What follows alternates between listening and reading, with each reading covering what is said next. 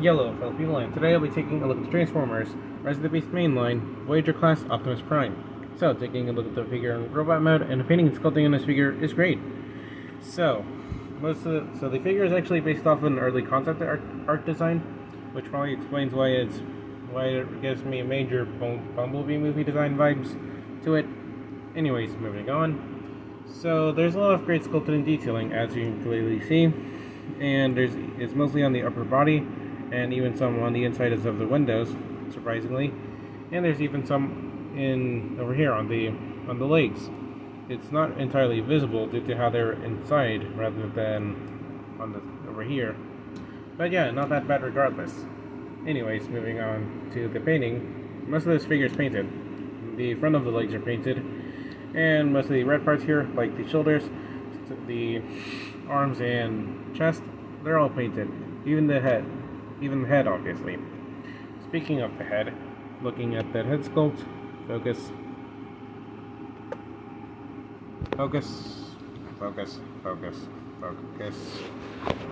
Moving on to the head. There you go. You can see the head over here, and it actually looks pretty good. So there you have that. That does not look that bad. And if you look on the back, you can see that there's a light piping, and it actually does not stand out. I actually forgot that it was part of the figure. And it's more confusing when you realize that the eyes are painted for some reason. Yeah, that's strange. Okay, moving on to accessories now. He comes with one, that being his ion cannon. And more or less, it's a simplified version of the Bumblebee ion cannon. And overall, the sculpting is not that bad regardless. And sadly, because of how small it is, it's not glitch compatible. But you can plug it onto his head and have him shooting random Terracons or Predacons. Or you can plug it onto his back. Heck yeah, for weapon storage. Moving on to my problems with the actual figure itself. It's mostly the fact that the back of the legs are not painted, and it just stands out. And as well as the fact that the head swivel joint is tight for some reason. As well as the fact that the shoulders are just separate pieces, but that's more of a nitpick, not an actual problem. And it's not even a problem to begin with, but I just want to bring this up. He has the same ass tires that the Earthrise figure had. Yeah, not much else to say about that. So let's move on to visibility now, shall we? He has a swivel at the head. It's really tight, like I said earlier. Oh, freaking yeah, it is really tight. He can do a full 360 at the arms. His arms can spread out that far. Bicep swivel, ball joint at the wrist, as you can clearly see, as well as an over 90-degree elbow bend. He has a upper body swivel due to his transformation, as well as a waist swivel, and a nav crunch due to his transformation. He can kick that far and back that far. He has a thigh swivel. He has a 90-degree knee bend, ankle pivot, backwards pivot, as well as his foot can bend that far and back that far. Can he do a split? And yep, he can do a split. Oh frick. Anyways, that's all I have to say for visibility. Let's just move on to the size comparisons now, shall we? Here I am comparing next to the P-Duo, as you can, see right there. Here we are comparing next to Battle Class Shockwave, as you can see right there. Here I am comparing next to some of the Autobots from the Cybertron scene, like our Wheeljack, RC, and Ratchet. As you can see right there. Here we have him compared next to Kingdom Upper End Pipes, as you can see right there. Here we have him compared next to Legacy Tarn, Studio Series RC, Core Class Art, Studio Series Ravage, Kingdom Optimus Primal, and if you couldn't tell, he's literally small for a Voyager. And here we have him compared next to the previous live-action mainline figure that we had of Optimus. The Last Night Optimus. So yeah, there you go. Let's just move on to transformation now, shall we?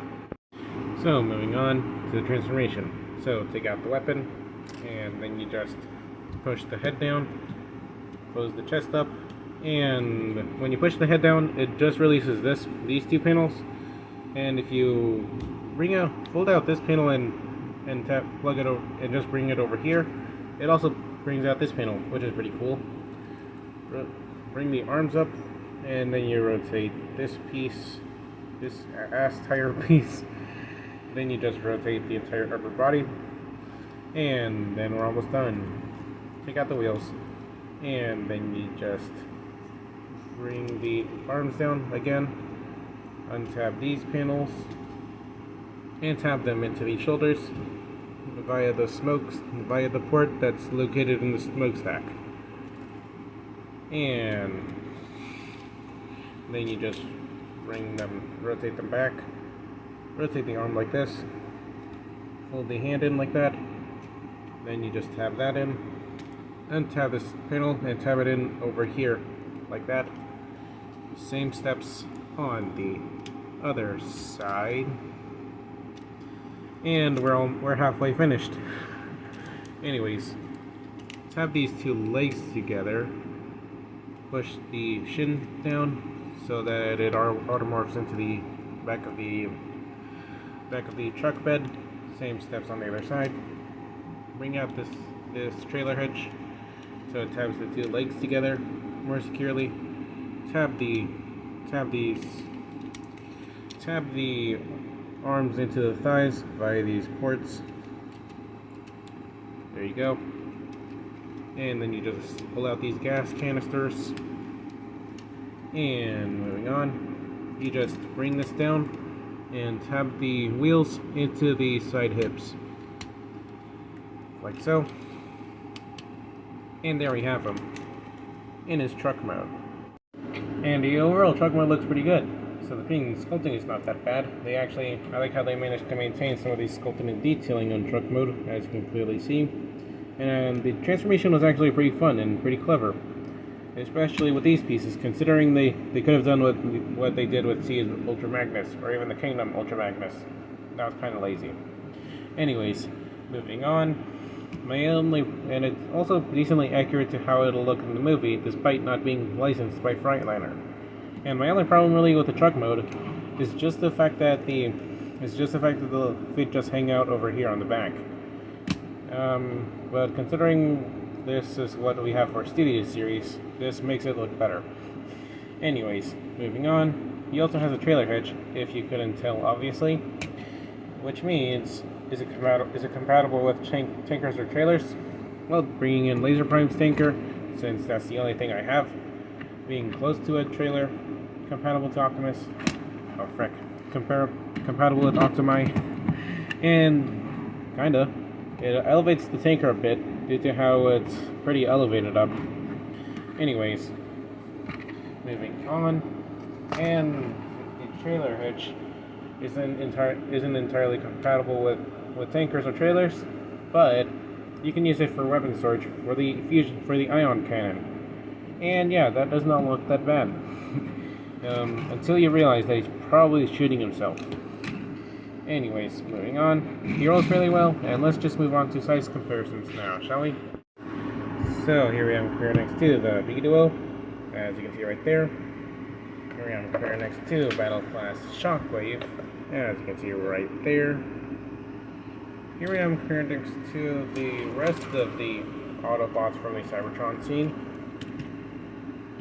Here we have here next to Kingdom Huffer and Pipes, as well as Legacy Tarn and Kingdom Optimus Primal, as well as Studio Series RC and the Last Night Optimus. You can see how different they look. So there you go. My overall final thoughts on this figure: he's really good. So I do know they're going to release a Studio Series figure of Optimus for the Rise of the Beast movie. And honestly, I might just get that figure. I don't know, let's see how they'll step it up with this figure, because this figure is really good. I really love the robot mode. Transformation's not that bad, and was actually pretty fun to do. and the vehicle mode is pretty good for what it is. So yeah, this is basically it for this video, and I'll see you guys next time. Bye now.